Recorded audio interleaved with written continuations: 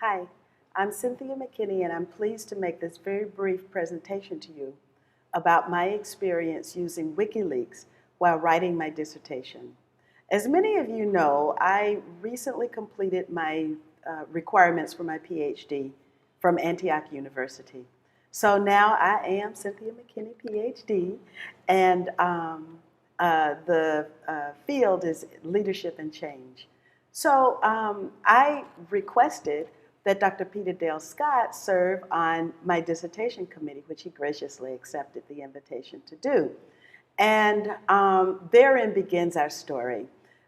Really, the story honestly begins after I successfully defended the dissertation. The dissertation was on Hugo Chavez, his leadership and his legacy on race. And I sought to use WikiLeaks documents because I wanted to place Hugo Chavez's leadership in the context of what it was exactly that he was fighting and combating, and why it is that people around the world who were political activists knew the name Hugo Chavez. And I went to many conferences around the world, and the Venezuelan delegation was always the delegation that received the most cheers. And what was that? What actually was going on with Hugo Chavez's leadership? Well, anyway, an important aspect of that context was provided through by the contents of the WikiLeaks documents, the State Department cables that were released by WikiLeaks. And in all, there were over 2,200 WikiLeaks cables that mentioned Hugo Chavez. In addition to that, if you remember, there were the global intelligence files that were also released on the WikiLeaks platform, and those were the emails from Stratfor, which is a private intelligence company that fashions itself or fancies itself as the shadow CIA. So now, so I write this dissertation, almost 300 pages, and I include, because of my own historical interest in the counterintelligence program, so I used information from the counterintelligence program, I used information from the Frank Church Committee reports, and I sought to use these primary sources of U.S. policy making behind the scenes that at the time when they were written, nobody thought that they were going to be seen for a very long time. And that was exactly the case with the WikiLeaks State Department cables as well as the Stratfor emails. Interesting information, and I think absolutely necessary information. But as I was going through the various stages of preparation for writing my dissertation, what I learned was that these documents were really not used in the academy. And so, I mean, you know, it was like maybe 10, 15 documents total, research projects that were completed that used COINTELPRO documents. And given the importance of the counterintelligence program and its demonstration of what lengths the United States government will actually go to in order to quash dissent, and this is at a time when very few people even were thinking about surveillance and all of the things that we know now as a result of the courageous whistleblowing of Edward Snowden.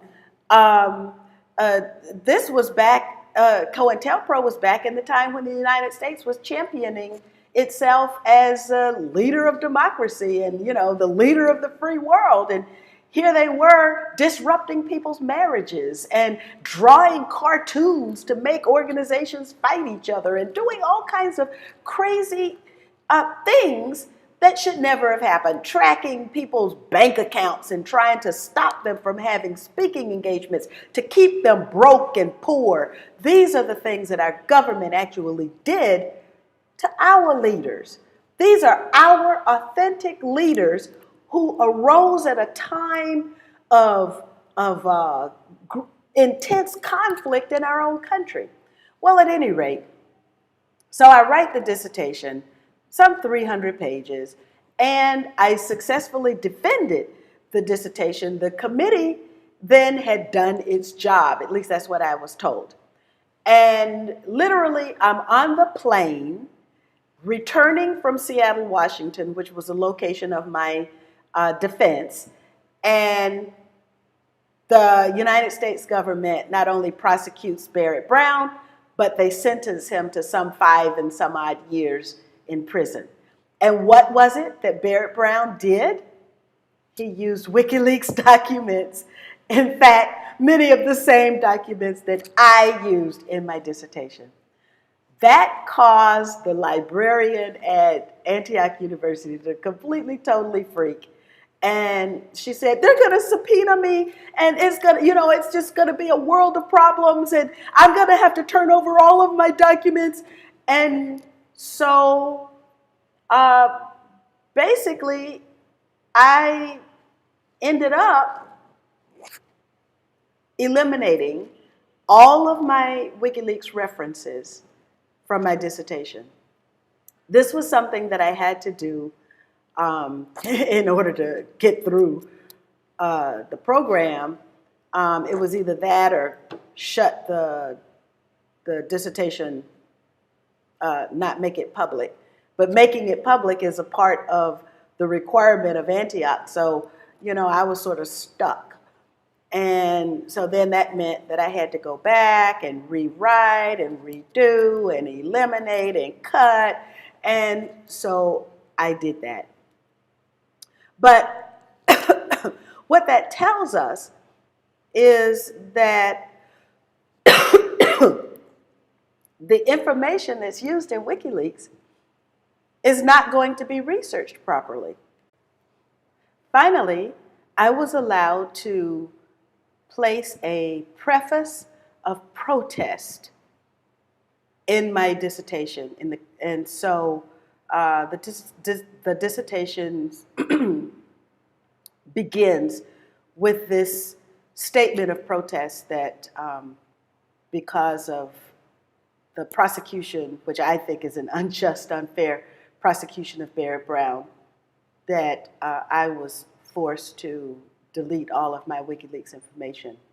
Finally, the bottom line is this. In the academy, there's not been sufficient research into the violations of the Constitution from the COINTELPRO era. And so now we're doing the same thing all over again if WikiLeaks is not a part of active research in the academic institutions. WikiLeaks is a valuable service that deserves to be explored, whose contents deserve to be explored and published in the academic arena. And I thank Dr. Peter Dale Scott for thinking about this aspect of, any kind of truth.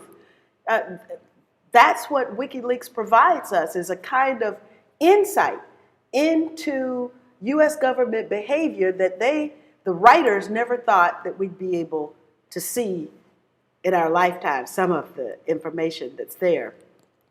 So thank you very much for allowing me this brief opportunity to explain to you what happened during my dissertation. Thank you.